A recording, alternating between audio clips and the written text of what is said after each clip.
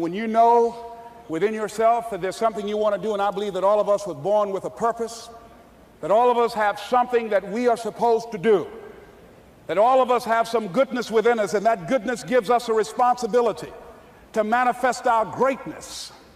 And when you know that, you can feel it in your guts, and you know that you're deliberately operating below your potential, you've gotten comfortable, you stop expanding, you stop stretching, you stop challenging yourself. Let me share something else with you. Not only is it possible for you to have your dream, but it's necessary. It's necessary that you have it, that you work on it, that you develop yourself, that you go for what is yours in the universe. I was in my comfort zone. I was doing just enough to get by. I was working on a job. They paid me just enough to keep me from quitting, and I worked just hard enough to keep from getting fired. How many know people like that? Blink your eyes if you understand what I'm talking about. I was parked. I knew I could do more. But when my mama died, it took something out of me. When I went through a divorce, it took something out of me. When my best friend died, it took something out of me. I parked. And somebody said that life is like an onion. You have to peel it one layer at a time. And sometimes you cry. Life's going to happen to you when you have a dream. You're going to get slapped around. And don't take it personal. Don't ask, why did this have to happen to me? Why not you? Who would you suggest? You want to give us some names, some email addresses? And don't tell everybody. 80% don't care, and 20% glad it's you. It's called life. Suck it up and move on. Get over it.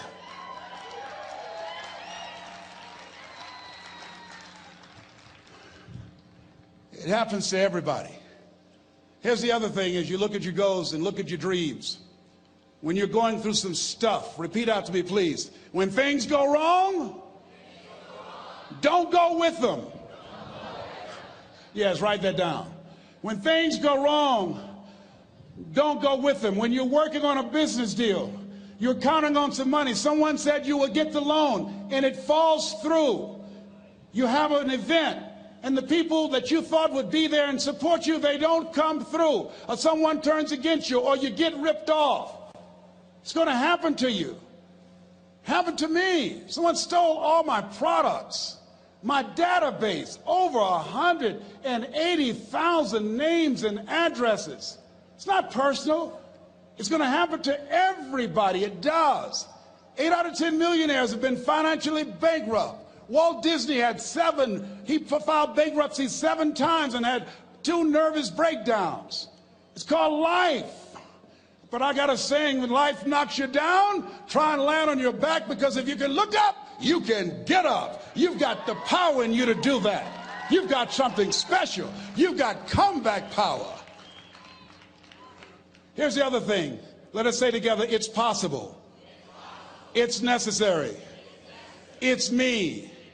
Yes, write that down. It's me. Take ownership for your life. Nobody can live your dream for you but you. Nobody's going to take care of your business like you. Stop coming up with excuses. Don't give yourself permission to continue to live a small life. You can't fit a big dream into a small life. Give yourself permission to go for it, to test yourself, to challenge yourself, to live full. I like the saying, always strive to get on top in life, because it's the bottom that's overcrowded. The reason you're here is because there's something in you that says, I can do more. This just can't be it. There's something in you. There's a calling on your life. There's something in your heart that caused you to get dressed and spend the money to go to seminar after seminar and listen to message after message and speaker after speaker. Because there's something in you that tells you this is not it for you. You have not peaked here. There's more in you that you are expressing. Eye has not seen, ear has not heard, nor has entered the heart of mankind what's in store for you if you challenge yourself, if you persist and persevere. If you take ownership for your life. George Bernard Shaw said the people that make it in this life, they look around for the circumstances that they want, and if they can't find them, they create them. Create what you want. You have the power in you to do more than you can ever begin to imagine, to control your destiny, to make a difference in our children, to make a difference on the planet, to make an impact. Let us say together, it's me. And let us say together, it's hard. Say it like you know it. Say, it's hard. Ladies and gentlemen, it's hard. There are people who have seen their retirements taken away from them by the corporations that they work for. They were within 2 or 3 years of retiring, and they had it taken from them. The #1 entrepreneurs in this country now are senior citizens. The #1 employer, #2, McDonald's and Walmart. And there's nothing wrong with those jobs. I guarantee you those people did not have a plan to end up living their lives at the end of life with those types of jobs. And they didn't have a plan like you have, and while you're investing in yourself, not to. And it's hard. There are people making choices between purchasing prescription drugs or paying for gas or a mortgage note.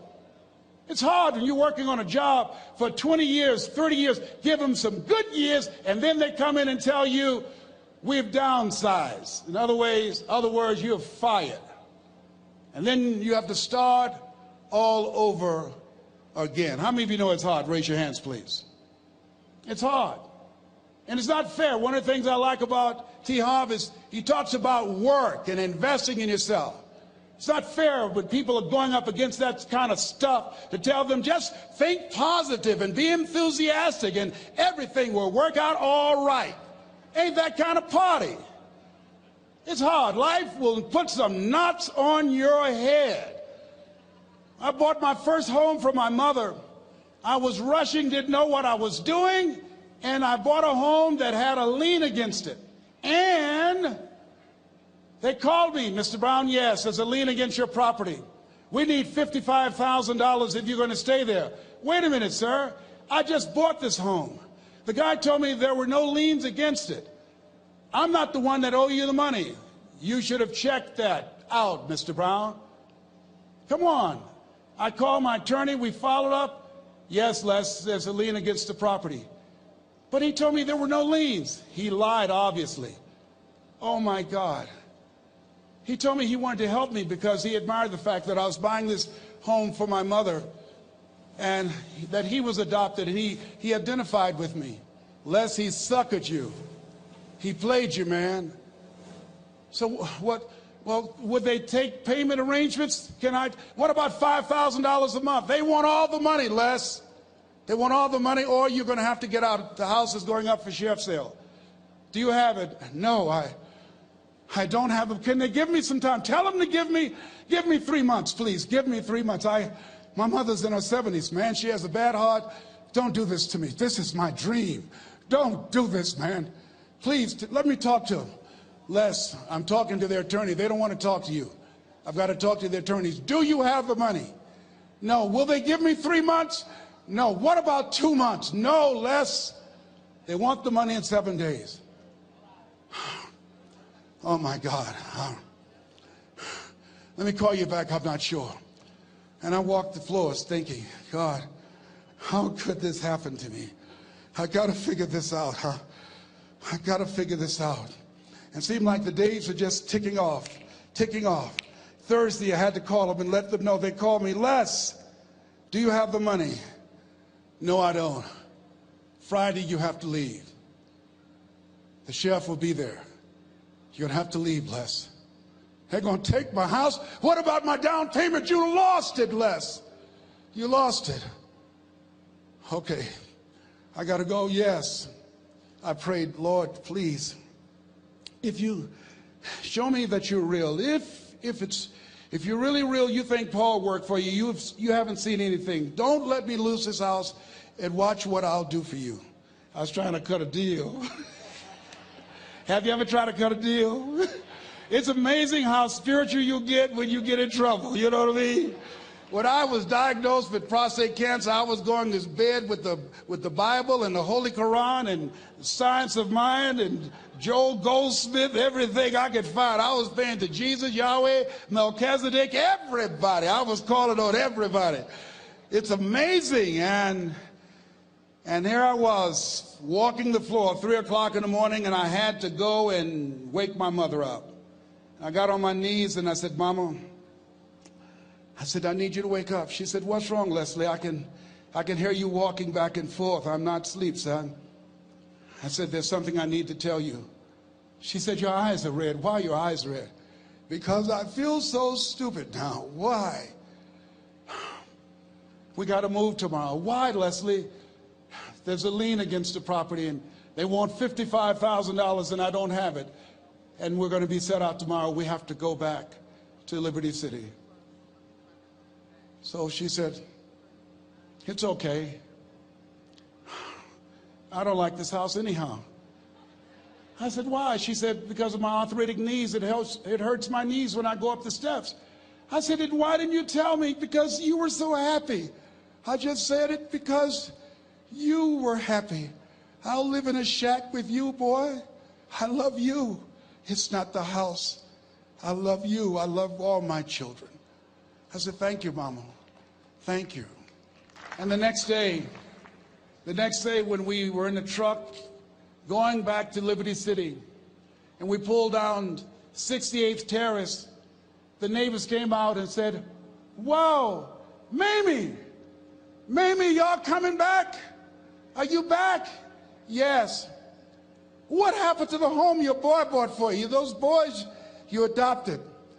Leslie didn't do a title search. He made a mistake. And boy, I was so humiliated. How many ever made a mistake that you were just humiliated? Raise your hands. I was devastated. I was taking the furniture off the truck, and my mother came, and I was crying. And she said, boy, I said, yes, ma'am. She said, hold your head up. I said, Mama, I can't. She said, hold your head up. I said, why? Look what I've done. She said, it's okay. It's okay. You are going to make a lot of mistakes in life, young man. You're going to fail your way to success. You have nothing to be ashamed of. Keep your head up and take that furniture back in the house. I said, yes, ma'am. And I learned something from that. If you ever go through something, hold your head up. If you ever make a mistake, hold your head up. If you ever do something that everything goes wrong, life catch you on the blind side, hold your head up. It's not over. Goethe said, that which does not kill you will make you stronger. Hold your head up. Shake someone's hand on your right and left and say, hold your head up.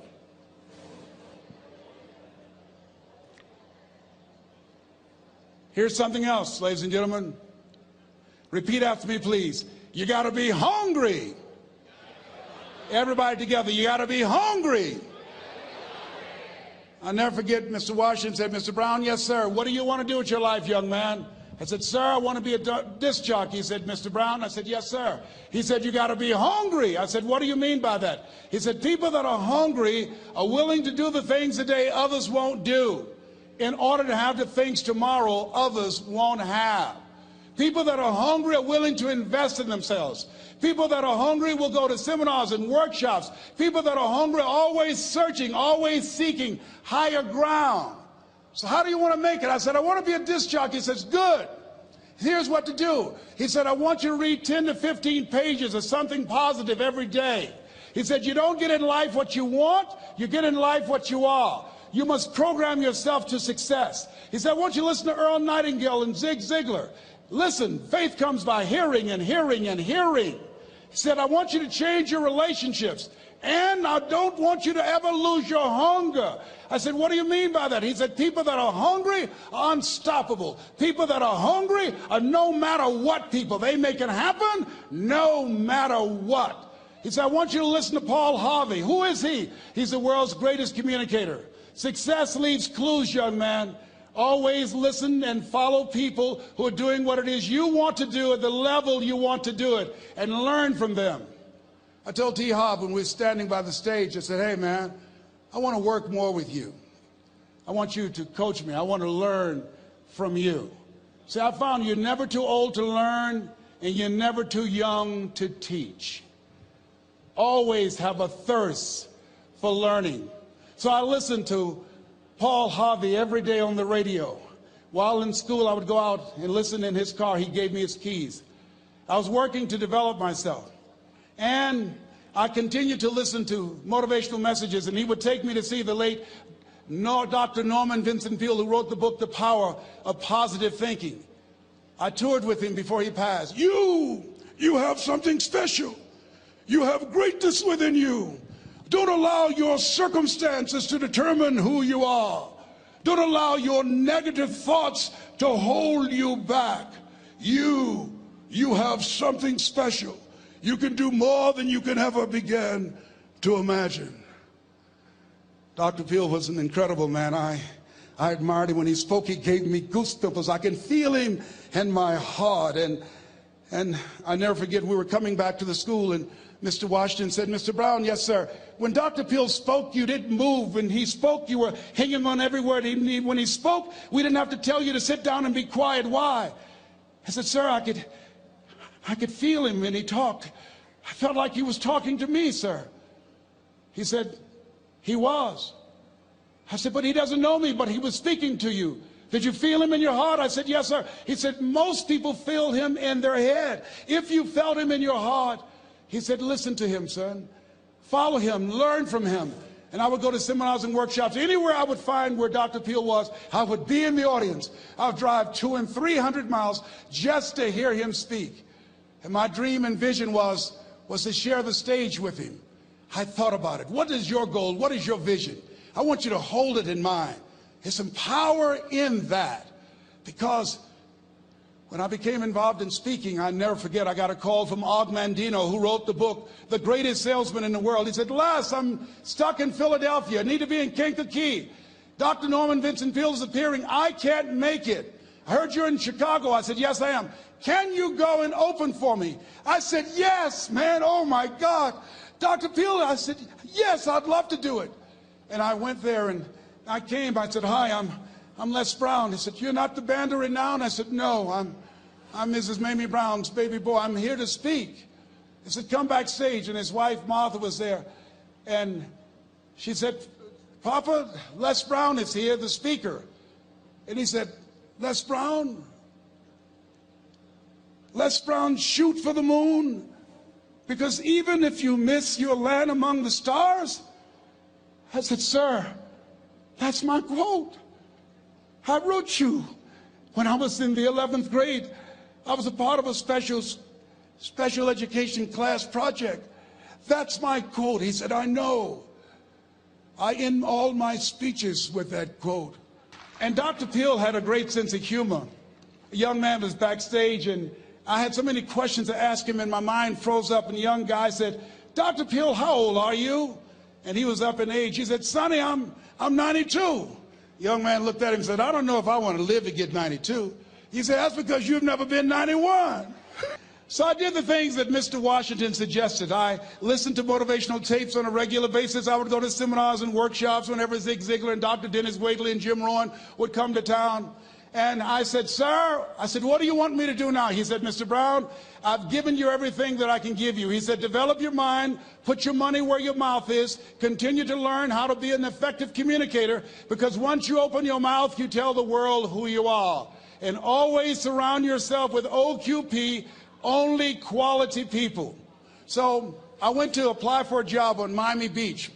WMBM radio station. Milton Butterball Smith was the program director. Hello, Mr. Butterball. How are you, sir? My name is Les Brown, sir. I'd like to be a disc jockey. He said, young man, you have any journalism in your background? I said, oh, no, sir, I don't. You have any experience in broadcasting? I said, no, sir, but I practice all the time, sir. Let me audition for you, sir. Let me show you how good I am. All I need is a shot, sir. He says, no, we don't have any job for you. How many ever been rejected? Raise your hands, please. I was devastated. I went back and I told Mr. Washington, I said, Mr. Washington, they said no. He said, don't take it personally. Most people are so negative, they have to say no 7 times before they say yes. He said, you got to be hungry. Know your vitamin. Go back again. I said, yes, sir. Hello, Mr. Butterball. How are you, sir? My name is Les Brown, sir. I like to be a disc jockey. Young man, weren't you here yesterday? Yes, sir, I was. Didn't I tell you no yesterday? Yes, sir, you did. Then why are you back today? Well, sir, I didn't know whether or not somebody was laid off or somebody was fired, sir. Nobody was laid off or fired. Now, get on out of here. I came back the next day. Hello, Mr. Butterball. How are you, sir? My name is Les Brown, sir. I like to be a disc jockey. I know what your name is. Weren't you here the last 2 days? Yes, sir, I was. Didn't I tell you no the last 2 days? Yes, sir, you did. Why are you back? Oh, sir, I didn't know whether or not someone got sick or someone died, sir. No one got sick or died. No one was laid off or fired. Now, don't you come back here again. I came back the next day talking loud, looking happy like I was seeing him for the first time. I said, hello, Mr. Butterball, how are you? He looked at me with rage. He says, go get me some coffee. I said, yes, sir. My favorite book says, the greatest among you will be your servant. How many of you are serious about your goals and dreams? Raise your hands. Very good. Write this down. Provide more service than you get paid for. Provide more service than you get paid for. I go to a lot of seminars and workshops. And one of the things I know about T. Harv Eckert, when I was sitting in the class with Robert Ruppel and all of the other presenters, they hold themselves to high standards and they provide more information than anybody else in the industry, bar none. They hold nothing back because their commitment is for your success. And when you hold yourself to high standards, write this down, impact drives income. That's why you're here. Because the training, the seminars, been making a difference in your life. If they did not have impact, 200 or 300 people would be here, if that amount. Impact drives income. So I became the errand boy for the disc jockeys. I would go get their lunch and their dinner, and I would bring it to them in the control room, and I'd watch them working the control boards, knowing my time will come. Write this down. I expect to reach my goal. Yes, you want to operate with a spirit of expectation. I expect to reach my goal. So I started preparing for the next position. Never forget one quote that I heard. As you look at your life, you look at your goals and dreams. It's better to be prepared for an opportunity and not have one than to have an opportunity and not be prepared. If you expect to reach your goal, prepare yourself now. And so then pretty soon, the guys at the station, they begin to take a liking to me. Write this down. Build relationships. As you're aware, people deal with people that they know, like, and trust. And so they would say, Leslie, yes, sir. Come here, yes. Come outside. Who did this? Oh, your car? Yes. Who cleaned my car? I did, sir.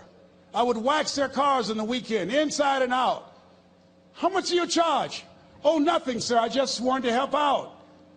I was providing more service than I got paid for. I was building relationships.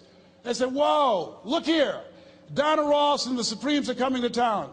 The Four Tops and the Temptations. Here are my car keys. Pick them up for me. Take them to the Fontainebleau Hotel on Miami Beach. I said, yes, sir. I would drive them all over Miami Beach in their big, long Cadillacs. I didn't have any driver's license, but I was driving like I had some. Then one day, it was a Saturday afternoon, a disc jockey by the name of Rockin' Roger was drinking while he was on the air. It was a Saturday afternoon, and I was the only one there. Rockin' Roger got so drunk, he could not complete the show. He started slurring his words. He's about to fall off the chair. And there I was, looking at him through the control room window, walking back and forth, young, ready, and hungry. I was saying, drink, Rock, drink. Drink, Rock. I'd have gone and get him some more if he'd asked me to. Then pretty soon the phone rang. It was the general manager, and I answered the phone. I said, hello? He said, young boy, this is Mr. Klein. I said, I know. He said, Rock can't finish his program. I said, I know. He said, would you call one of the other DJs in? I said, yes, sir. I said to myself, he must think I'm crazy. I called my mom and my girlfriend, Cassandra. I said, y'all come out on the front porch and turn up the radio. I'm about to come on the air.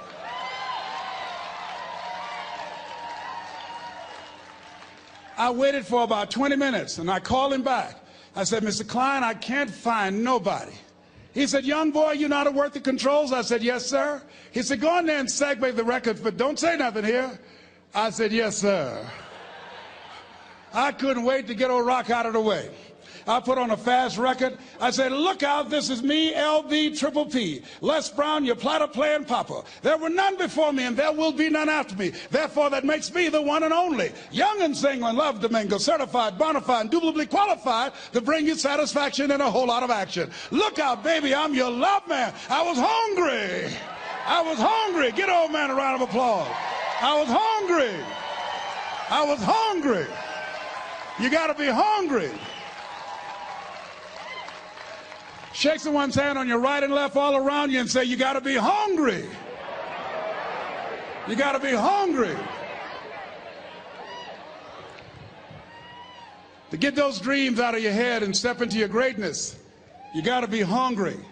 To get those ideas, that talent, that gift out of your system, you got to be hungry.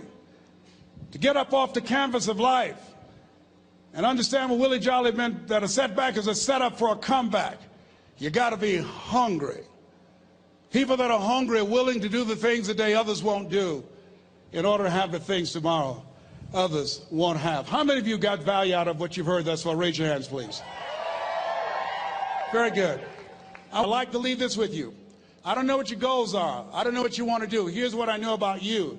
You have greatness within you. Here's what I know about you. I can help you to live full and to die empty. I can show you what I've learned. If anybody told me that I would be doing what I'm doing now, I leave here today, I go to New Orleans and speak there, then I'll be flown to Barcelona. If anybody told me, given my circumstances, born in an abandoned building on a poor section of Miami, Florida, called Liberty City, if both my birth parents stood up and said, hello, son, I would not know either one. Being labeled educable mentally retarded, put back from the 5th grade to the 4th grade, failed again when I was in the 8th grade, no college training. Anybody told me the principles that I would teach you, that they would have the impact that it has had on my life. This Les Brown that you see, I did not know he existed. And I tell you that you have greatness within you. You have the ability to do more than you can ever begin to imagine. Come into the room with me. And I guarantee you your life will never be the same again. I like to leave this with you. I don't know what your goals are.